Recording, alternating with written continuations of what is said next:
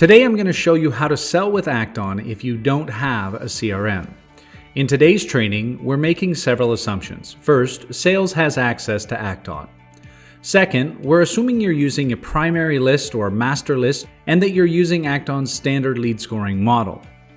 We're assuming that you're segmenting your audience into the various funnel stages. In our example, we'll use unengaged, which are the cold leads, our nurture audience that marketing is continuing to warm up, and marketing qualified leads. These are the persons who are above a score of 40 and are ready for sales.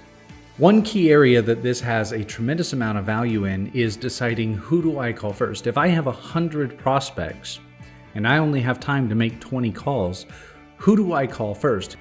Using lead scoring, I'm able to clearly define who are the 20 most likely to convert prospects based on the level of investigation, energy, and research that they've already invested with me. And the higher the score is, the more engaged this prospect is. Therefore, high scores equal high excitement for me as a salesperson. What we're going to do is, once we've got our list of persons in Act-On, we want to open the contact report. The contact report is the timeline of activities that ultimately led to the score that I'm seeing today. This is what I, as a salesperson, am interested in because this will inform the conversation that I have with this prospect. There are three main skills that a salesperson needs to have in order to effectively use the contact report. First, looking at the summary, we can see a general overview of what types of activity this prospect has had. When we click on the scoring tab, we can see specifically what rules were used to create the score that's being represented in Act-On.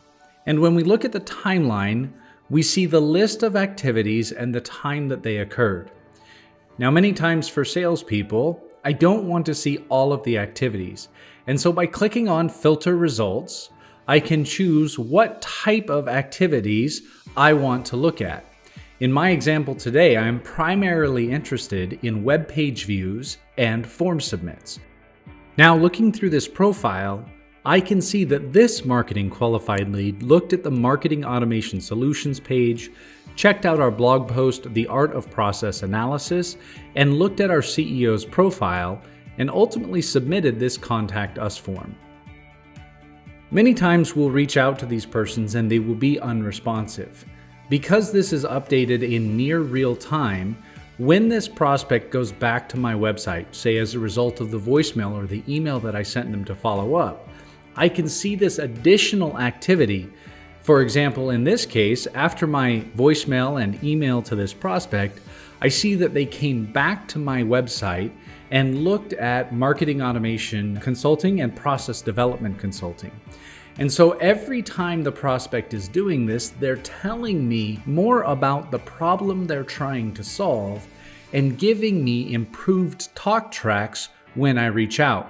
Instead of making a generic, "Hi, my name is Phil with Tactical Marketing Automation, and I would like to talk to you about your digital marketing today," I can instead now tailor my talk track and say, "Hi, I'm Phil with Tactical Marketing Automation. We know that a lot of executives and decision makers are looking at ways to improve their processes and implement marketing automation in 2021. Is this something that's currently on your radar?" I'm going to have a much bigger impact and immediately focus the conversation on topics I know will resonate with this prospect. So in summary, very simple training. Once you have access to your segment of marketing qualified leads, people with a score of at least 40, you know that this is worth your time as a salesperson. You open these persons up, you review what it is they specifically showed an interest in, and then you tailor your sales talk tracks to be directly relevant to the buyer. And this is how we start to see the stats associated with sales and marketing automation, things like 50% increase in sales productivity, because we're minimizing the wasted time and maximizing the value we're providing to the prospect on the call.